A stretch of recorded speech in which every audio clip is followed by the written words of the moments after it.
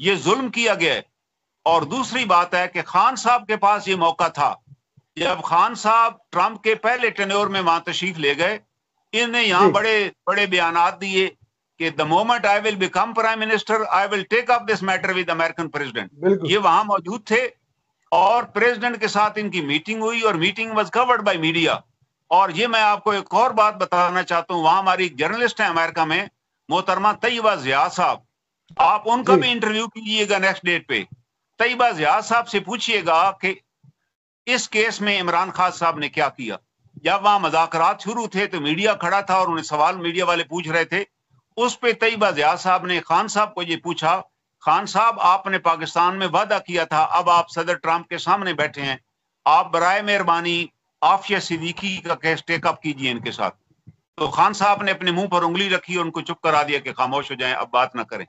उस पर उन्होंने उसी वक्त बाहर निकल के प्रेस कॉन्फ्रेंस की कि ये हमें अभी तक तो कहता रहा जी मैं वहां बात करूंगा, रिहा करूंगा, और अब ये इसकी आवाज ही बंद हो गई, अब इसने वहां बात ही नहीं की। और तैयबा जिया साहबा ने इस पे आर्टिकल भी लिखे, इसके ऊपर बयानात भी दिए, और मेरी आपसे रिक्वेस्ट है वो आज भी मौजूद हैं, इसको रिकॉर्ड पे लाइए, जी कौम को पता तो चले ना इस अमेरिकी चहीते ने और इस चैंपियन ऑफ ह्यूमन राइट्स ने क्या किया। आफिया सिद्दीकी के बारे में कितने बयान दिए, और इसने तो खत क्या, इसको फिर ये भी कहा गया कि चलें आपने वहां बयान नहीं दिया, आप खत ही लिख दें। ट्रंप के पहले टेन्योर के खत्म होने पे इन्होंने वो खत भी नहीं लिखा, यूएस गवर्नमेंट ने लिखा। और दूसरा मौका वो था जब अमेरिका ने डिसाइड कर लिया अफगानिस्तान से फौज निकालने का फैसला कर लिया। अब अमेरिका को जी बड़ा खतरा था कि हम पूरी फौज अगर एयरपोर्टों से निकालेंगे तो वहां हो सकता है हमला हो जाए। वहां हमला भी हुआ, धमाका हुआ जिसमें कम से कम 30-35 लोग मारे गए। तो अमेरिका ने पाकिस्तान से रिक्वेस्ट की कि हम अपने जो ट्रुप्स हैं वो पाकिस्तान रवाना कर असले समेत, आप पाकिस्तान में के होटलों में रहने की जगह दें जब तक उनकी फ्लाइट्स का अरेंज नहीं होता। तो उनके हजारों फौजी असले समेत पाकिस्तान लाए गए, उनके लिए होटल खाली कराया गया इस्लामाबाद में, क्योंकि उनकी तो जान पे बनी हुई थी, अगर वहां एक को 50-60 फौजी अमेरिकी मारे जाते तो ट्रंप का जनाजा निकल जाना था वहां पर। तो खान साहब बिल्कुल। ने किया, और ये मौका था जब खान साहब उनसे बात करते कि भाई हम आपकी फौज को यहाँ पनाह दे रहे हैं आउट ऑफ द वे, हम अपने होटल हमने खाली करा दिए हैं, आप मेहरबानी करें, हमारी एक बच्ची वहां आपके पास बंद है, उसके बारे में फैसला करें, उसको रिहा करें। ये नहीं होता कि ये कहते वो रिहा करें हम तब, नहीं नहीं, ये बात हो जाती है डिप्लोमेटिक तौर पे, रिकॉर्ड पे आ जाती है, फिर जैसी मौका मुनासिब होता है वो रिहा कर। इन्होंने वो बात ही नहीं की। दूसरा मौका ये था कि अफगानिस्तान के अंदर केजीबी ने, जब वो वहां रशिया गालिब था तो रशिया ने वहां की एक एजेंसी बनाई, खाद खाद को पूरी ट्रेनिंग केजीबी ने भी दी और रा ने भी दी। पाकिस्तान के अंदर सारी दहशतगर्द कार्रवाइयां उन्होंने की। बाद में जी जब अमेरिका ने वहां पर कब्जा कर लिया तो अमेरिका ने दोबारा उस ऑर्गेनाइजेशन को प्रमोट किया, और जाहिर है उस दौरान भी पाकिस्तान के अंदर ये फितनतुल खवारिज राइज हो गया और उन्हें फिर धमाके करने शुरू कर दी। अब वो जो लोग थे, अमेरिका क्योंकि वहां से निकलना चाहता था और अमेरिका को पता था ये वो हमारे सपोर्टर्स हैं जिन्होंने हमारी मदद किया तालिबान के खिलाफ, और अगर हम इनको छोड़ के चले गए तो तालिबान तो इनको छोड़ेंगे नहीं। तो 2-3 जहाज तो अमेरिका भर के ले गया उन अफगानियों के, लेकिन तमाम कातलों को वो न ले जा सका। उनको ये भी खतरा था ये किराए के कातल हैं, वहां भी यही कार्रवाइयां करेंगे।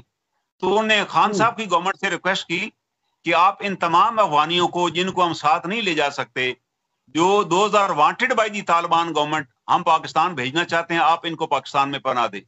खान साहब ने इमीडिएटली अलो किया, वो हजारों की तादाद में पाकिस्तान में आ गए। ये वो ट्रेन टेररिस्ट थे रा के और केजीबी के, और पाकिस्तान के अंदर कई वाकयात में मुलव्वस थे। अब वो पाकिस्तान में सरकारी तौर पे आके बैठे हुए। उस वक्त भी ये स्टैंड ले सकते थे कि भाई हम आपके इतने दहशतगर्दों को जो पनाह दे रहे हैं, हमारी एक बच्ची वहां पर आपके पास बंद है, आप उसको रिहा कीजिए। किसी मैटर, किसी मौके पे, डिप्लोमेटिक सतह पे भी किसी जगह इन्होंने टेकअप ही नहीं किया।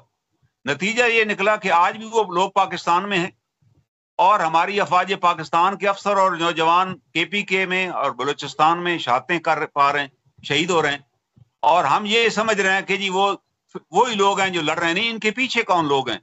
आप देखिए, ये वो खाद की एजेंसी के लोग थे जिन्होंने पाकिस्तान के अंदर कार्रवाइयां की, फिर उसके बाद वहां अमेरिका के साथ भाग के वहां चले गए, अब वहां से भाग के पाकिस्तान में आ गए। हमारे पास अगर रिकॉर्ड नहीं है तो हमारी नायल ही है ये।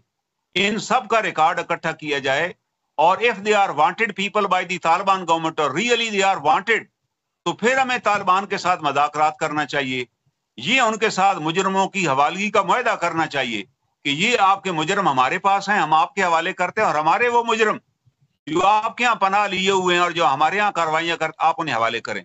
ये एक इंतहाई मुनासिब तरीका कार है इस दहशतगर्दी से निपटने का, मगर ना हम अंधेरे में लड़ते रहेंगे और लाशें उठाते रहेंगे और कोई नतीजा नहीं निकलेगा।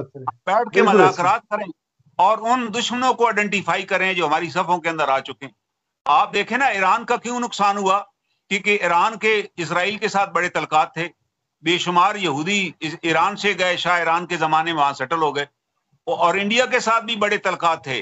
इंडिया और इस मूसाद ने मिलके इसराइल के अंदर एक नेटवर्क काम किया, और उसी नेटवर्क ने ईरान की जो लीडरशिप थी, entire leadership was eliminated by that network. वो वहां बैठे हुए थे शहरों में, उन्हें डिफेंस सेक्रेटरी, फलां ओहदेदार, फलां चेयरमैन, फलां सरबरा, सबको उनके घरों पे मारा।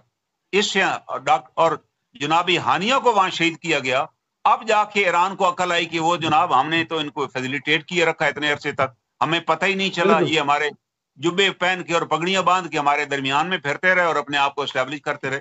सबसे पहली जरूरत यही होती है कि आप अपने अंदर दुश्मन के साथियों को तलाश करें, उनको आइडेंटिफाई करके आश्कार करें।